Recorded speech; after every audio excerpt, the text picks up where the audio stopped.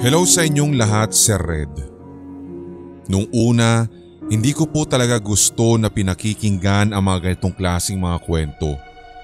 Pero magmula po nang madiskubre ko ang inyong Sindak Short Stories YouTube channel, ako man po ay nag-e-enjoy na hanggang sa nais ko na ring ikwento ang sumusunod. It was November 1. Ito yung pinakaunang undas na wala na si Lola. Nag-decide ang family ko na mag-stay sa sementeryo mula umaga hanggang gabi.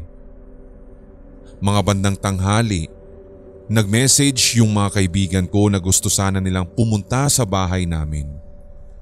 Pumayag naman ako dahil sabi nga nila, gabi na sila pupunta sa bahay. So pagdating ng gabi, nauna na akong umuwi sa family ko. So nagkita-kita muna kami sa gawing kanto. Nakaugalian na rin po kasi namin, Sir Red, na sa tuwing sumasapit ang undas, galing ng sementeryo ay magtitirik kami ng mga kandila either sa tapat o sa side ng bahay namin.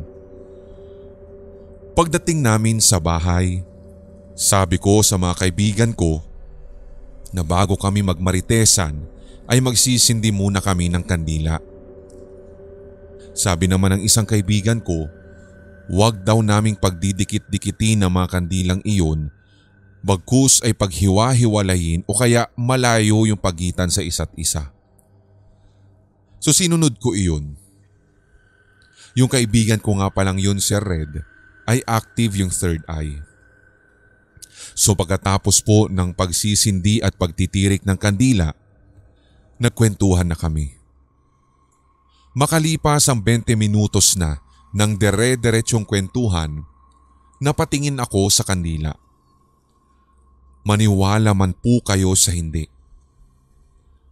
4 ang sinindihan ko nung time na nagtirik ako. Yung 3 nasa kalahati na, pero katakataka na yung isa, Sir Red, ay hindi pa nababawasan. As in, hindi mo nga din kakikitaan na ito ay tila nagluha o natutunaw. So tinawag ko ang mga kaibigan ko at sinabi ko ang tungkol sa kandilang iyon. Ang sabi nila, paano daw mababawasan? Meron daw kasing nakabantay. Babae at lalaki ang naroroon daw sa tabi ng kandilang hindi natutunaw. Natakot at nangilabot talaga ako kasi hindi po ako naniniwala sa mga multo o sa mga pagpaparamdam na iyan. Whether totoo man ang claim ng kaibigan kong iyon, akin pong ibabaling ang paghuhusga sa lahat ng inyong mga tigapakinig kung ganito rin ba ang inyong paniniwala kaugnay ng mga kandila na hindi natutunaw at parang may pagkamisteryoso. Sindak. Nais ko lamang pong ibahagi ang karanasan kasama ang aking best friend na pangalanan na lamang po nating Mika. September 23, 2023 po nang maganap ito. Nung hapon na iyon ay nanonood po kami ni Mika sa YouTube. Nag-iisip po kasi kami ng pwedeng panoorin dahil hinihintay namin na mag-reply yung isang kaibigan namin na tawagin na lamang natin sa pangalang Roman. Wala din po kasi talaga kaming magawa noon kung kaya't iyon na lamang ang naisip namin na gawin. Kami lang pong 2 sa bahay na naiwan dahil umalis po ang aking mga magulang. Hanggang sa napag-isipan namin na manood kami ng something gore or nakakatakot na palabas sa YouTube. Kaagad po naming pinanood yung isang video na tinatawag na Haunting Hour. Wala naman po talaga kaming takot na 2, kaya't yun po yung pinili namin. May 3 oras na nga din po siguro ang nakalipas at yun pa rin yung aming pinapanood. By the way, Sir Red, May sakit po kasi ako na hindi mapangalanan or ma-detect ng doktor. Sa tuwing nagpapacheck up na po ako, ay wala naman daw po silang nakikita sa findings. Yung iba namang pinuntahan namin for second or third opinion, ito daw pong nararamdaman kong ito ay hindi naman daw totally sakit. Bawal din po kasi akong magulat at nalimutan ko po yung part na iyon nung nanonood kami. Sa katunayan, medyo may mga panggulat factor yung ibang scenes na napapanood namin. Pero nung dire-diretso hanggang sa magawi sa climax, may part po na nagulat talaga ako. Labis po akong namutla noon at ewan ko kung bakit hindi ko na maigalaw ang aking katawan. Pero nang mabilang ko ang ilang saglit, nakakaramdam naman ako ng kaginhawaan. Dakong 4:00 na po ng hapon nang magsipagdatingan ng mga magulang ko. Inanyayahan po kaming gumayak na dahil lilibot po kami sa bahay ng aking lolo. Yung bahay ng lolo kong iyon ay talagang sobrang tanda na. Kung ide-describe ko po ay may mga pangyayari na din na hindi po namin maipaliwanag, lalo nung ibang mga karanasan ng mga tumira doon. Sa tansya ko nga po ay higit sa 4 na dekada na yung bahay. Sumakay po ako ng sasakyan, nahihilo na po ako at hindi ko na lang po sinasabi kay Mika, maging kina mama at kay papa. Hanggang sa mag-1 oras ang biyahe namin mula sa bahay patungo sa bahay ni lolo, ay nakikinig lamang po kami ng musika sa headphones. Pero dumating talaga sa punto na nahihilo na ako at parang unting-unti na lamang aamin na ako sa aking nararamdaman. Hindi na kasi normal. Pagdating namin sa bahay ni lolo, doon ko na po inamin na nahihilo ako. Agad naman po akong sinabihan ni Mika na sumandal muna habang hinihintay ang paglabas ni lolo para buksan ang gate. Napansin ko naman ang paglabas ni lolo sa bahay.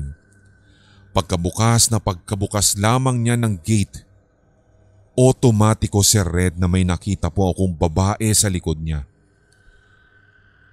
Inalog ko pa nga po yung ulo ko at kinusot ang aking mga mata. And then after a few seconds ay nawala din po yung nakita ko. Pero hindi ako pwedeng magkamali sapagkat malinaw pa ang aking paningin at talagang nakita ko iyon sa likod ni lolo. Hindi ko nga din po maipagpapalagay na guni-guni ko lamang o kaya ay dahil sa pagkahilo ko nung time na yun. Nang makapasok na kami, pinahiga muna ako sa higaan ng aking lolo. Nagsabi na ako na nasusuka ako at yun nga po ang aking ginawa. Ang mas nakakasindak, Sir Red, nagtaka ako dahil parang may kulay pulang likido. Hanggang sa pinahiga na naman po ako sa isang higaan at nung paghiga ko na naman, same. Nagsuka na naman ako and by this time, alam kong dugo na iyon. Tinali po ni nanay yung aking buhok, hinimas ang aking likuran, hinilot pa nga niya ang aking ulo at kahit papaano, Sir Red, ay naginhawaan ako. Nung tinatalian na ako, nararamdaman ko na nasasaktan yung anit ko dahil para bagang ako ay sinasabunutan. Sinabi ko tuloy na, "Ma, ang sakit. Dahan-dahan lang, huwag mo hinihila yung buhok ko." At sabi ni mama, "Anak, anong hinihila?" Pagkasabi po noon ni mama, otomatiko po talaga, Sir Red, na nakita ko sa likuran niya yung babae na matangkad, nakaputing bestida, mapayat at para nga pong bungo na yung mukha niya. Ito rin po yung nakita ko, Sir Red, sa likuran ni lolo kanina nang magbukas po siya ng gate. Pinanlakihan talaga ako ng mga mata at sa sobrang hilakbot ko ay nagpupumiglas po ako dahil nakikita kong papalapit po ng papalapit yung babae. Si Mika naman ay hawak-hawak ako habang si lolo ay nag-aalala at natatakot ng labis. pati ang aking mga magulang dahil sinasabi ko ng paulit-ulit, "Wag! Lumayo ka sa akin! Wag! Lumayo ka sa akin!" Paulit-ulit ko daw iyong sinisigaw, Sir Red. Iyak na ako ng iyak hanggang sa napagod ako at nahimatay. Ginising naman po ako at pagkakita ko, andun na naman po yung babae. Nasa harapan ko, tinutulak ko daw siya dahil sinasaktan ako. Pero ang katunayan, si nanay pala iyon. Nasugatan ko pa nga ng mahaba kong kuko si nanay sa muka. Pero talagang yung mukha ng babae na nakita ko kanina, ang nakikita ko sa harapan ko nang sandaling ako ay nagpupumiglas muli. Ikwinento na lamang sa akin ito ni nanay nang ako ay mahimasmasan at buo ang pagtataka ko. Sinabi naman ni Mika, "Ano bang nakikita mo?" At inamin ko sa kanila. Pero giit naman ang kausap ko, "Hindi, si nanay mo yun." Tinapatan po ako ng krus ni Lolo habang sila ay nananalangin. Katakatakang lumalakas yung hangin at bigla po talagang umulan kahit maaraw. Naisipan na po doon ni Mama na dalhin ako sa bahay ng tita ko na pastora. Nung sinakay na ako sa sasakyan, bigla po akong nahimatay at nauntog pa nga daw yung ulo ko sa sahig ng aming sasakyan. Nagalusan pa nga po ako kaya medyo may dugo ng kaunti. So fast forward. Nang makarating na po kami sa bahay ng aking tiyahin na pastora, halos 30 minutes na daw pala kaming bumabiyahe and karagdagang 10 minuto pa nila ako hinihintay bago magkaulirat. Nang magising ako, namumutla ako at takot na takot.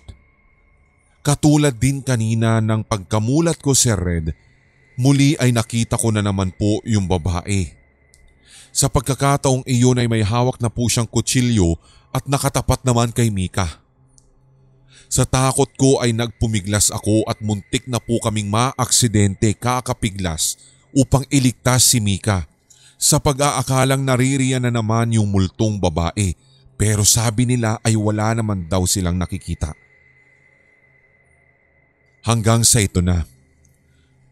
Sinalubong kami ng aking tiyahin. Namamaga na po ang aking mga mata sa kakaiyak at talagang lupaypay ako dahil sa pagod. Binalutan na lamang po ng malinis na tela ang ulo ko dahil meron pa nga daw pong dugo na lumalabas. Pagdating ko dun, kinausap na po nila ako. Tinanong ako kung kailan pa nag-umpisa ito. Sa katunayan, inamin ko po ang lahat. Nakikita ko na po yung babaeng ito for over 7 years na. Maniwala man kayo sa hindi, grade 1 pa lamang po ako ay nagpapakita na sa akin ang babaeng ito sa eskwelahan. Ang sabi nila, dating sementeryo daw ang school namin. Ginawa na lamang din daw pong church at pagkatapos nga daw po ay kinonvert bilang school. Lagi ko rin pong nararamdaman na kasama ko yung babaeng iyon kahit man po ako ay magbanyo o kaya ay naglalakad sa hallway ng bahay. Kinausap ako agad ni tita ng masinsinan at inutusan pa nga niya ako na iguhit ko daw kung ano ang itsura ng babae. Tinanong niya kung kakilala o namumukaan ko daw po ba yung babaeng iyon sa kaibigan ni Mika. Pinakita din kina nanay at tatay. Pero lahat sila hindi kilala o hindi man lang namumukaan yung drinowing ko. Sinabi na po ng pastorang tiyahin ko na gifted ako at meron akong third eye. Nang malaman ko ito, sobra-sobrang hilakbot na naman ang kumapit sa akin hanggang sa puntong nanginginig na ang aking kalamnan. Niyaya na lamang po ako ng aking pastorang tiyahin na mag-alay ng dasal sa babaeng ito at tinuruan pa nga niya ako ng iba pang mga panalangin para kahit papaano mabawasan ang pagdambala sa akin ng babaeng hanggang sa ngayon ay hindi ko pa rin talaga nakikilala kung sino siya.